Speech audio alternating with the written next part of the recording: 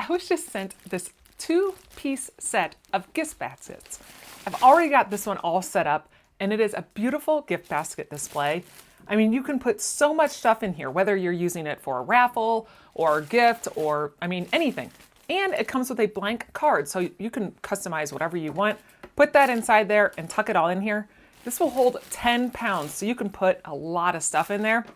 Now, it comes packaged really nicely, and as you can see, it actually lays flat. So if you're not using it, you can easily store it. But I'm gonna get this opened up so you can see just how to put this all together. It's a nice bamboo that you can have in here. You've got this bottom part that's got this little supported edge right here. And then all you've got to do is just put this down, and it's around 15 inches wide.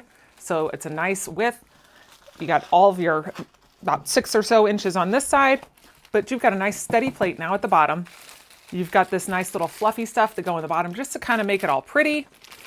And you have a bow that is super simple to do. You've just got to find right on the inside here, you've got these 2 little pieces. All you've got to do is just pull it, and your bow just develops all on its own and makes this, I mean, really pretty size right like that.